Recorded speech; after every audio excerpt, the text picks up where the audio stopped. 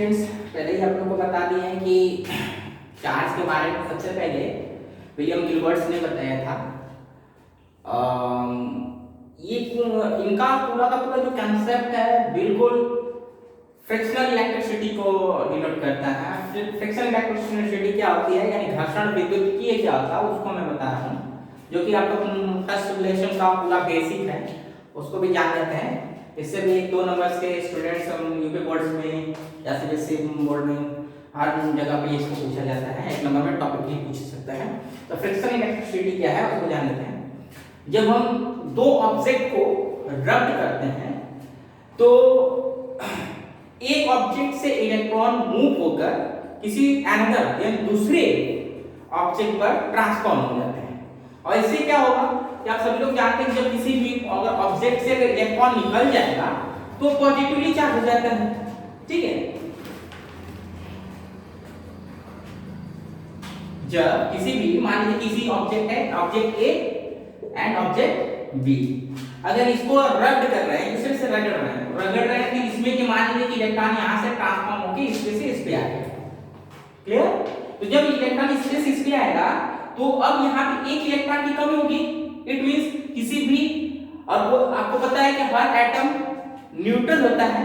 Neutral होने का sense ये है कि किसी भी ऑब्जेक्ट में number of electron is equal to the number of proton होता है। यानी इलेक्ट्रॉन और प्रोटॉन दोनों मिलके किसी भी पदार्थ के एटम को हमेशा न्यूट्रल यानी उदासीन बना के रखते हैं, ठीक है। और जब उदासीन बना के रखते हैं तो अगर यहां से अगर एक इलेक्ट्रॉन जब यहां से ट्रांसफॉर्म हो गया, मान लीजिए कि इसके पास क्या है कि 4 इलेक्ट्रॉन है, ठीक है। तो बेसिकली आप जान सकते हैं कि 4 इलेक्ट्रॉन होगा तो यहां पे 4 क्या होगा, प्रोटॉन होगा। हम इसी को मान लेते हैं, अंदर ही मान लेते हैं, चलो ठीक है। मान लीजिए कि 4 इलेक्ट्रॉन, ठीक, ये ऑब्जेक्ट ए है और ये अलग है, मान लीजिए कि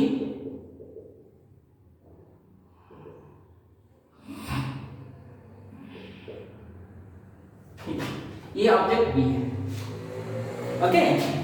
अब ये क्या है कि जब इसको रब कर रहे हैं तो इसमें कि एक इलेक्ट्रॉन ट्रांसफॉर्म होके यानी यहां से स्थानांतरित होके इस पे आ गया। तो अब इसमें जब आ जाएगा तो ये पहले से प्रोटॉन और इलेक्ट्रॉन मिलकर ये पूरे एटम को उदासीन बना दिया है। तो ये तो चार्ज नहीं दिखेगा, ये प्रॉपर्टी किसी प्रकार की नहीं दिखेगी, ठीक है, ना तो धनात्मक की ना तो ऋणात्मक, ठीक। तो अगर एक इलेक्ट्रॉन जब ट्रांसफॉर्म होकर जब यहां से यहां पे पहुंचेगा तो ये वाला हिस्सा भी इलेक्ट्रॉन जब यहां पे आएगा तो इसका ये व्यवहार यहां पे दिखना स्टार्ट हो जाएगा, जैसे ये लगेगा कि ये नेगेटिवली चार्ज हो गया, ठीक है। और जब यहां से एक इलेक्ट्रॉन निकल जाएगा बच्चे तो आपको पूरी तरीके से ये क्लियर दिखाई दे रहा है कि यहां से एक इलेक्ट्रॉन निकल गया तो यहां पे एक प्रोटॉन फ्री हो गया, ठीक है। तो हालांकि जो इलेक्ट्रॉन और प्रोटॉन होते हैं वो अंदर ही होते हैं, बट उनका जो बिहेवियर होता है, जो गुण होता है, जिसे हम चार्ज बार-बार बोल रहे हैं, वो चार्ज का जो गुण है वो कहां पे आएगा, बाहर आ जाएगा, सरफेस पे। यानी चार्ज जो होता है हमेशा सरफेस पे होता है, न कि अंदर होता है। चार्ज कहां होता है, अंदर नहीं होता बल्कि सरफेस पे होता है। किसी ऑब्जेक्ट के सरफेस पे ही यानी सतह पे ही चार्ज पाए जाते हैं, अंदर नहीं पाए जाते हैं। इलेक्ट्रॉन प्रोटॉन अंदर रहेगा लेकिन इसका जो गुण, उसका जो बिहेवियर होता है वो आउटसाइड रहता है यानी सरफेस पे होता है। तो ये पॉजिटिवली चार्ज है और ये नेगेटिवली चार्ज है। बात समझ आ रही है ना? यानी अभी एक बार फिर से आते हैं, जैसे अभी आपको बताया कि जब किसी भी दो ऑब्जेक्ट को लेके रगड़ेंगे तो जो लूजली बॉन्ड यानी जो इलेक्ट्रॉनों और प्रोटॉनों के बीच में जो बॉन्ड बना है, अगर वो लूजली बॉन्ड है, दूसरे से बहुत ही कम फोर्स के द्वारा एक दूसरे से बंधे हैं, तो जिसका ये लूजली बॉन्ड होगा, जो एक दूसरे से इलेक्ट्रॉन प्रोटॉन को जो कम से कम फोर्स यानी उसमें जो गैपिंग होती है दो कक्षाओं के बीच में, वो कम से कम हो, ठीक है, अधिक से अधिक हो, यानी वो एक दूसरे से लूजली बंधे हो। तो जब रब्ड करते हैं तो ये तो हार्डली एक दूसरे से बंधे हैं, तो इससे जो इलेक्ट्रॉन है तुरंत ऊर्जा पाके वो यहाँ से तुरंत निकल के इस पे आ जाता है, बॉडी ए पे, ठीक है। और ये बॉडी जहाँ से इलेक्ट्रॉन निकल जाता है वो पॉजिटिवली चार्ज हो जाता है, और जहाँ पे इलेक्ट्रॉन एक्स्ट्रा होता है वो क्या हो जाता है, नेगेटिवली चार्ज, ठीक है। तो इसी प्रकार से इसी को लेकर ये जो आपको प्रोसेस अभी मैं बता रहा हूँ यही आपका होता है फ्रिक्शनल इलेक्ट्रिसिटी, यानी फ्रिक्शन के द्वारा इलेक्ट्रिसिटी डेवलप करना, चार्जेस का बिहेवियर्स डेवलप करना, ये फ्रिक्शनल इलेक्ट्रिसिटी होती है। ठीक है, फ्रिक्शनल इलेक्ट्रिसिटी के बारे में सबसे पहले विलियम गिलबर्ट ने ही बताया था। आप सभी लोग देखते होंगे बचपन में कि रब्ड बालू पे हम लोग पेन वगैरह या कंघी रब्ड करते थे, तो वो कागज के छोटे छोटे पीसेस के पास लेके जाते थे, तो वो उसको अटैक कर देता था, करता था ना। तो उस तरह वो सिर्फ वहीं पे नहीं देखने को मिलेगा, बहुत सारी प्रॉपर्टीज आएगी। जैसे कि अगर हम ग्लास ले लें, यानी एक कांच की छड़ ले लें और उसे रेशम पे रब्ड कर दें, तो कांच के जो इलेक्ट्रॉन और जो एक दूसरे से बंधे होते हैं वो लूजली होते हैं विद रिस्पेक्ट टू, यानी रेशम के सिल्क के। ठीक है, यानी जो सिल्क यानी रेशम जिसे कहते हैं, वो उसके इलेक्ट्रॉन प्रोटॉन एक दूसरे से हार्डली बंधे होते हैं उसके अंदर के एटम। ठीक है, बट इस एटम में जो इलेक्ट्रॉन प्रोटॉन होते हैं बहुत ही लूजली, जो कि हम कांच अभी ग्लास में बात कर रहा हूं, ग्लास सिल्क यानी रेशम। ठीक है, तो ग्लास के जो इलेक्ट्रॉन प्रोटॉन एक दूसरे से लूजली बंधे हैं, सिल्क के जो इलेक्ट्रॉन प्रोटॉन है वो हार्डली बंधे होते हैं। तो तब जब ये इसको रब्ड किया जाता है तो इसमें के इलेक्ट्रॉन तुरंत ट्रांसफॉर्म होकर सिल्क पे आ जाता है। तो इससे ये जो ग्लास की जो छड़ होगी, ग्लास की जो रॉड होगी, वो क्या हो जाएगी, पॉजिटिवली चार्ज हो जाएगी, और जो सिल्क यानी जिसे रेशम कह रहे हैं वो नेगेटिवली चार्ज हो जाता है। ठीक है, अब इसी प्रकार से और भी बहुत सारी प्रॉपर्टीज हैं, जैसे कि बिल्ली की खाल ले लीजिए और एबोनाइट ले लीजिए। एबोनाइट ये अभी एक तरह का मैटर है, एक प्रकार का। ठीक है, तो जब बिल्ली की खाल पर एबोनाइट की छड़ को रब्ड करेंगे, तो रगड़ने से बिल्ली की जो खाल होती है उसमें से इलेक्ट्रॉन ट्रांसफॉर्म होकर कहां पे आ जाते हैं, एबोनाइट की छड़ पे। ठीक है, एबोनाइट की छड़ पे जब आ जाएगा बिल्ली की खाल पे, ठीक है, फर कहते हैं इसको इंग्लिश में, फर से जब ट्रांसफॉर्म होके एबोनाइट रॉड। ठीक है, जब बिल्ली के खाल से जब एबोनाइट की रॉड को रब्ड किया जाता है तो इसमें की इलेक्ट्रॉन स्पीशीज पे ट्रांसफॉर्म हो जाती है छड़ पे, और इस तरह ये जो है छड़ वो पॉजिटिवली हो जाती है, सॉरी ये जो बिल्ली की जो खाल है वो पॉजिटिवली हो जाएगी और जो रॉड है वो बिल्कुल निगेटिवली हो जाती है। बात समझ में आया ना? तो इस तरह वो निगेटिवली हो जाती है। क्लियर?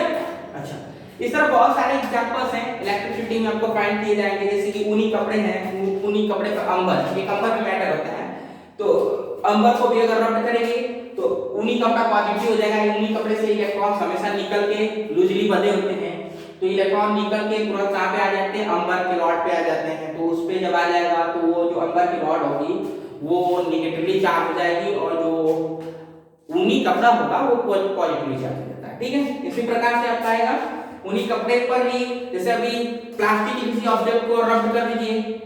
ठीक है, प्लास्टिक की रॉड को जब रब्ड करेंगे, रगड़ेंगे, तो उनकी वहां से अभी बताया ना कि वहां से इलेक्ट्रॉन लूजली बंधे होते हैं, तो ऊनी कपड़े से इलेक्ट्रॉन निकल के कहां पे आ जाएंगे, प्लास्टिक पे आ जाएंगे। तो पॉजिटिव जो प्लास्टिक होगा वो निगेटिवली चार्ज हो जाएगा और ऊनी कपड़ा जो होगा वो पॉजिटिवली चार्ज हो जाएगा। ठीक है, लोहे की छड़ है, लोहे की छड़ को भी आप रेशम पे अगर रगड़ो, उसमें रेशम पे अगर रगड़ देंगे तो वो भी क्या हो जाएगा, लोहे की छड़ भी पॉजिटिवली चार्ज हो जाएगी और रेशम की छड़ नेगेटिवली चार्ज हो जाती है। तो ये है, इसे एक बेसिकली एक टॉपिकली आपसे क्वेश्चन किया जा सकता है इसमें एग्जाम्स में कि बिल्ली की खाल हो गया या फिर अभी ग्लास को सिल्क पे रगड़ करेंगे तो ग्लास की क्या कंडीशन होगी, वो पॉजिटिवली चार्ज होगा, सिल्क क्या होगा, नेगेटिवली चार्ज होगा, क्या होगा, ये सब पूछा जा सकता है। तो ये आपका एक बेसिकली पोर्शन रहा है फ्रिक्शनल इलेक्ट्रिसिटी का, इसे आप लोगों को जान लेना जरूरी है। ठीक है, आप लोगों को कुछ स्टूडेंट्स अभी अब समझाया तो अभी समझ गया, हम बात कुछ भूल जाएंगे तो इसको एक नोट के तौर पे आप नोट कर सकते हैं। अभी मैं इसको एक कॉलम के थ्रू में बता दे रहा हूँ कि जब फर्स्ट ऑब्जेक्ट को एक दो स्तंभ हम बताएंगे, दो कॉलम बनाएंगे, column first and column second. ठीक है, कॉलम फर्स्ट जो रहेगा तो कॉलम फर्स्ट ऑब्जेक्ट को कॉलम सेकंड पर रब्ड करेंगे, तो ये कॉलम फर्स्ट वाली जितनी ऑब्जेक्ट रहेंगे, मैं लिख दे रहा हूं इसमें कि कॉलम फर्स्ट वाली जो भी ऑब्जेक्ट रहेगी वो क्या हो जाएगा, पॉजिटिवली चार्ज हो जाएगा और सेकंड वाला जो रहेगा वो नेगेटिवली चार्ज हो जाएगा। बात समझ में आ रहा है? जैसा कि स्टूडेंट्स आप लोग को बतानी है कि कांच हो गया, बिल्ली की छड़ हो गया, बिल्ली की खाल हो गई, ऊनी कपड़ा हो गया, उसको किसी किसी दूसरे ऑब्जेक्ट जैसे रेशम मोनाइट की छड़, रबर एक्सेट्रा से अगर वो करेंगे तो कैसे कैसे पॉजिटिव निगेटिव होगा। तो कुछ स्टूडेंटों को प्रॉब्लम न हो, लर्न करने में सीखने में कोई प्रॉब्लम ना हो, तो इसके लिए मैं आपको दो कॉलम बनानी हूँ, दो स्तंभ बनानी है, स्तंभ फर्स्ट और स्तंभ सेकंड। ठीक है, जैसा कि ऊपर लिखे हैं, पहले स्तंभ की वस्तु को दूसरे स्तंभ की वस्तु पर रगड़ने से पहली वस्तु क्या हो जाएगी, पॉजिटिवली चार्ज हो जाएगी। देखिए ये सब जितनी है सब इधर का कॉलम फर्स्ट का वो पूरी कोई ऑब्जेक्ट पॉजिटिवली चार्ज हो जाएगी और दूसरा जो वस्तु होगा वो निगेटिवली चार्ज हो जाएगा। ठीक है, तो अब इसमें पहला में जैसे कि कांच है, तो कांच या लोहे की छड़ है, उसको अगर रेशम से अगर आप रगड़ते हैं तो वो जो कांच है और लोहे की छड़ है वो पूरी तरीके से पॉजिटिवली चार्ज हो जाएगी। ठीक है, जैसा कि अब देखिए यहाँ पे अगर बता दिया गया है जस्ट फर्स्ट कंडीशन, यहाँ पे देखिए फिगर क में और ये सेकंड है ख है, तो क वाले में देखते हैं हम लोग, जैसे कि दो रॉड है, rod A and rod B, दोनों कांच है ना, बता दिए हैं। अब इसको अभी हम मान लीजिए कि किसी भी जैसे कि रेशम से हम नहीं रगड़ रहे हैं, ऐसा इसी तरह हम बस उसको एक धागे से बांध कर दोनों को लटका दिए हैं, तो देख रहे हैं कि दोनों छड़ बिल्कुल एक दूसरे के पास पास हैं। क्लियर? अब हम क्या करते हैं कि रॉड ए और रॉड बी, रॉड ए को हम क्या करेंगे कि रेशम से और रॉड बी को भी रेशम से रगड़ देना है। ठीक है, रगड़ के अब दोनों को एक दूसरे के पास ला रहे हैं, तो ये दोनों एक दूसरे को रिपल्स कर रहे हैं, प्रतिकर्षित कर रहे हैं एक दूसरे को, जैसा कि फिगर ख में दिखाए गए हैं, एक दूसरे को प्रतिकर्षित कर रही है, इससे दोनों की दोनों छड़ें एक दूसरे से दूर हो चुकी हैं। क्लियर? तो इससे ये स्पष्ट होता है कि ये जो दोनों छड़ें वो आवेशित हो गई हैं।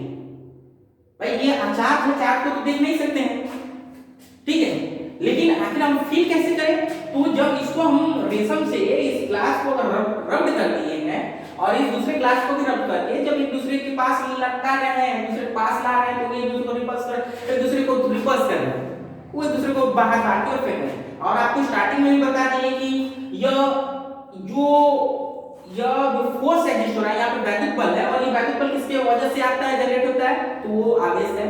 यानी आवेशों के कारण ही जो मौलिक कण होते हैं वो एक दूसरे को रिपल्स करते हैं, यानी वैद्युत बल का अनुभव कराते हैं। तो यह यहाँ पे जो फोर्स एग्जिस्ट हो रहा है वो भी एक तरह का वैद्युत बल ही है, जो कि एक दूसरे को क्या कर रहा है, प्रतिकर्षित कर रहा है, उसी की वजह से एक दूसरे से रॉड प्रतिकर्षित हो रही है। ठीक उसी प्रकार से बिल्ली की खाल है, बिल्ली की खाल को भी मोनाइट की छड़ से रब्ड करेंगे तो वो भी क्या होगा कि बिल्ली की खाल पॉजिटिव हो जाएगी और एबोनाइट की जो छड़ होगी वो क्या हो जाएगी, ऋणावेशित हो जाएगी। ऊनी कपड़ा है, अंबर है, ऊनी कपड़े को अगर अंबर की छड़ को ऊनी कपड़ा से या रबर को भी अगर ऊनी कपड़े से रब्ड करते हैं तो ये जो दोनों वस्तुएं हैं वो ऋणावेशित हो जाएगी या नेगेटिवली चार्ज हो जाएगी और ये हो जाएगा पूरी तरीके से पॉजिटिवली चार्ज हो जाएगा। ठीक है, तो इसको आप लोग नोट कर सकते हैं। क्लियर? मैं पहले बता दिया हूं कि इसे नोट भी करते रहिए, आप लोग बस वीडियो में देखिए, ठीक है, इसको नोट भी करते रहिए क्योंकि हम लोग के पास बहुत टाइम कम बचा है आगे, जैसा कि हम लोग 1 महीने पीछे हो चुके हैं, सिलेबस में काफी वो हो चुका है, पिछड़ चुका है, तो इसको नोट भी करते रहिए। इसका अपेक्षा मत कीजिएगा कि हम लोग फिर से क्लास लेंगे तो इसको फिर पढ़ाएंगे, बहुत होगा तो हम लोग एक बार हल्का फुल्का इसको एज अ स्पीच हम लोग इसको फिनिश कर देंगे। ठीक है, तो देन इसलिए मैं आप लोग वो करूंगा, रिक्वेस्ट करूंगा कि आप लोग इसको नोट भी करते रहिएगा। ठीक है, ओके।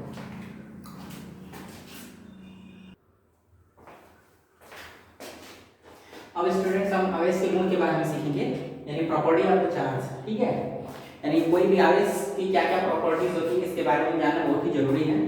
ठीक है, तो जैसा कि आपको सबसे पहले बताएं कि जो चार्ज के बारे में बिहेवियर्स जो जाने या उसके बारे में वो सबसे पहले जो जिक्र किए थे वो विलियम किलवर्ट्स थे। ठीक है, बट उसको ये विलियम किलवर्ट्स तो डिफाइन नहीं कर पाए थे कि मतलब कि चार्ज कितने टाइप्स का होता है।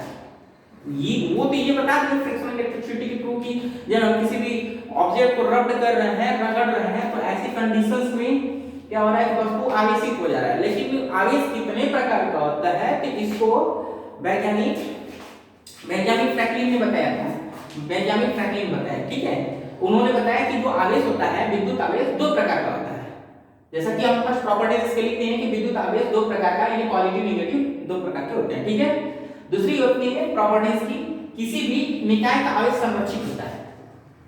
तो चलिए इसको समझ लेते हैं कि किसी भी निकाय को आप लोग सभी जानते हो सिस्टम की अगर बात हो रही है तो पूरे सिस्टम का जो निकाय होता है वो संरक्षित होता है संरक्षित होने का मतलब आप सभी लोग जानते होंगे कि ना तो उसको डेवलप किया जा सकता है और ना ही फिर क्या किया जा सकता है, डिस्ट्रॉय किया जा सकता है। ठीक है, अब इस चीज को समझना है थोड़ा यहाँ पे देखते हैं हम लोग। जैसे कि दो ऑब्जेक्ट हैं, अभी मैंने बताया कि अगर एक ग्लास की रॉड ए है और दूसरी ग्लास की रॉड या फिर एक रेशम का कपड़ा ले लिया जाए, सिल्क है ये, ठीक है।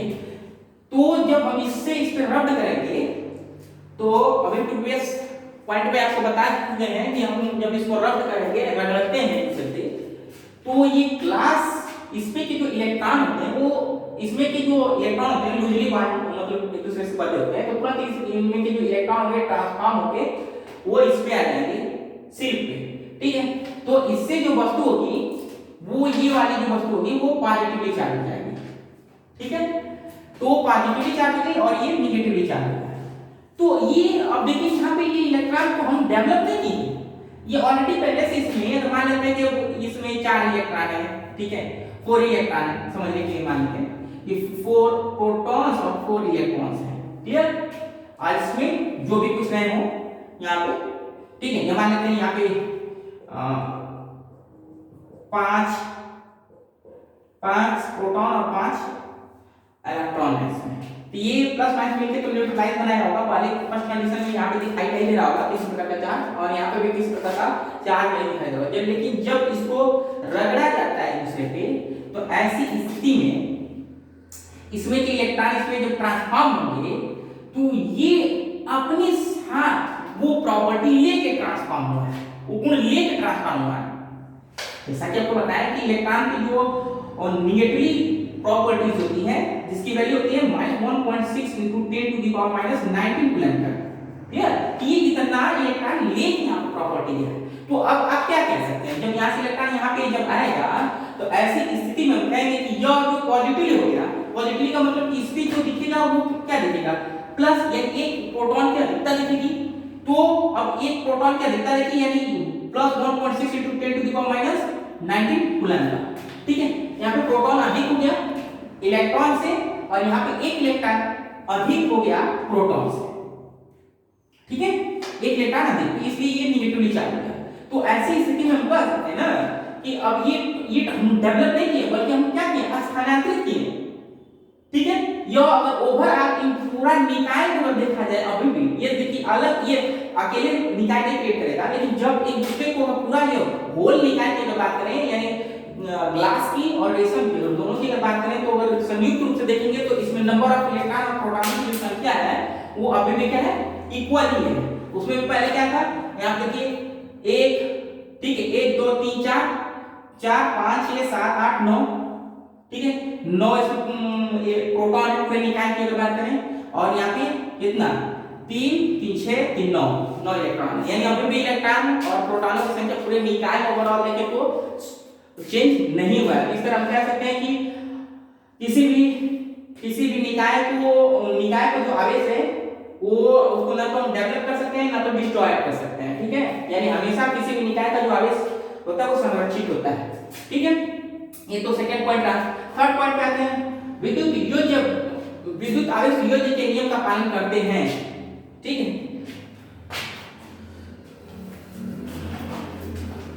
विद्युत आवेश योज्यता के नियम का पालन करते हैं, यानी हम किसी भी निकाय पर, ठीक है, प्लस माइनस के रूप में अगर देते जाएं,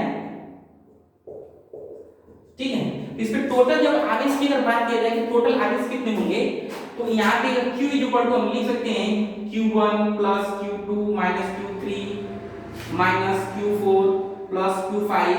इस तरह हम लोग करके इसको क्या कर सकते हैं, ऐड करके यानी प्लस माइनस सभी जोड़ के हम इसकी आवेश की गणना को कर सकते हैं कि यानी ओवरऑल यहाँ पे टोटल इसमें ओवरऑल पॉजिटिव रहा नेगेटिव रहा कितना रहा, हम इससे गणना कर सकते हैं। यानी जितना किसी भी निकाय पे जितने इलेक्ट्रॉन और प्रोटॉन होंगे सभी को हम क्या कर देंगे, उसमें जितने नंबर्स ऑफ चार्जेस होंगे सभी को जोड़ देंगे, तो जितना आवेश आएगा तो जोड़ने के बाद या घटाने जोड़ने के बाद अलजेब्रिकल फंक्शन आपको जानते होंगे प्लस माइनस, उसको जोड़ने या घटाने के बाद जो भी मिलेगा वो पूरे निकाय का मतलब कि आवेश माना जाएगा। इसलिए इसको हम बोलते हैं विद्युत आवेश योज्यता के नियम का पालन करता है। अर्थात हम यहाँ पे नीचे लिख देंगे किसी भी निकाय का कुल आवेशों का बीजगणितीय योग होता है, यानी प्लस रहेगा प्लस माइनस रहेगा तो माइनस। ठीक है, अच्छा अब यहाँ पे चौथे पॉइंट पे आते हैं, किसी वस्तु का आवेश उसके वेग पर निर्भर नहीं करता है। ऑब्जेक्ट कितना भी आप स्लो चले या फिर फास्ट चले, उस पे वो निर्भर नहीं करता है कि बहुत तेज कोई ऑब्जेक्ट चल रहा है तो वो बहुत ज्यादा आवेशित हो जाएगा, या बहुत स्लो अगर मूव कर रहा है तो वो ज्यादा रिडक्शन हो जाएगा, ऐसा कुछ भी नहीं। ठीक है, ये तो आप बता रहे हैं ना कि बेसिक कंस्ट्रक्शन पे जुड़ा है। जब कोई भी क्लास है तो क्लास में कितने इलेक्ट्रॉन्स होंगे, कितने प्रोटॉन्स होंगे, या कोई भी मैटर है, कार्बन है, हाइड्रोजन है, नाइट्रोजन, कोई भी मैटर है, तो वो जिसमें इलेक्ट्रॉन है तो वो इलेक्ट्रॉन तो उतना ही रहेगा ना उसके मैकेनिज्म के लिए, वो तो चेंज होने वाला नहीं है। ठीक है, तो ये उसके हम कह सकते हैं किसी वस्तु का जो आवेश है उसके वेग पर निर्भर नहीं करता है।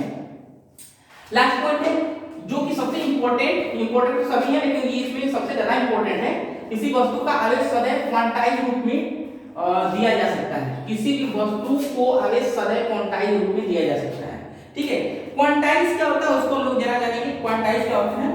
ठीक है, इसको मिटा देते हैं।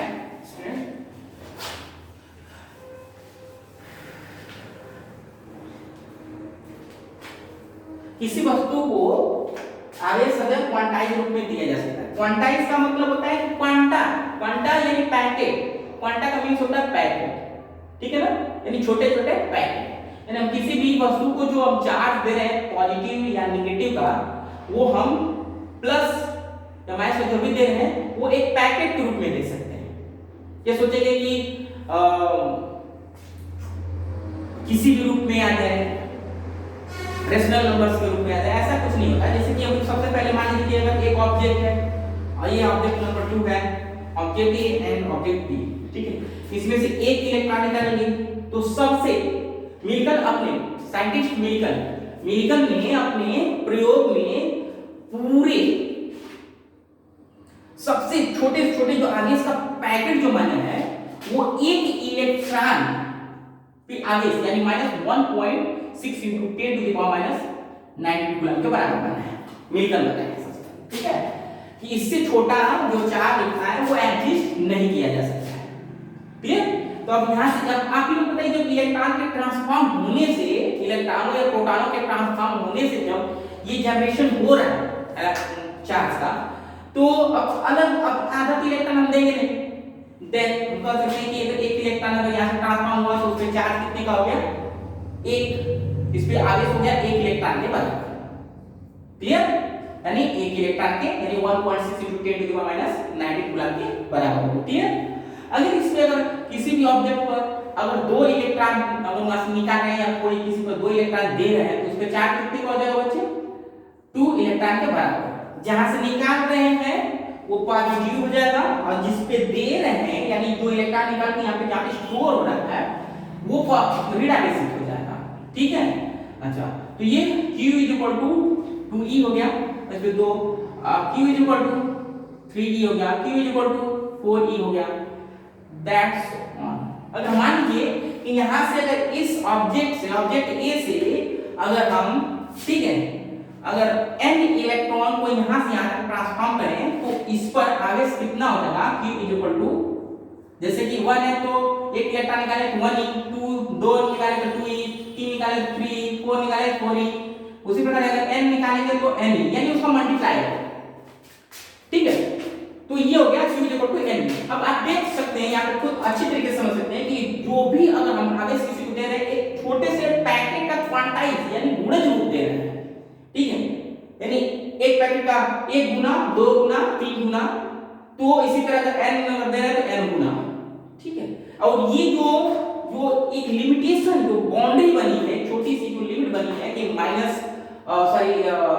न्यूनतम जो मिलकर बता रहे हैं कि इलेक्ट्रॉन कितना निकलता है, यानी छोटा से छोटा एग्जिस्ट जो पॉइंट बना है चार्जेस का -1.6 into 10 to the power -19 coulomb का, तो यही इसी के टर्म 1 गुना, 2 गुना, 3 गुना दे रहे हैं, तो इसी प्रॉपर्टीज को हम क्या बोलते हैं? क्वांटाइज बोलते हैं।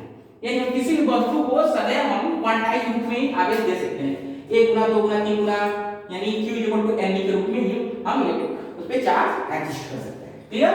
तो यहां से एक आपको फॉर्म मिल गया Q = n। क्लियर? अब इसमें जरा एक बेसिक चीज जानेंगे।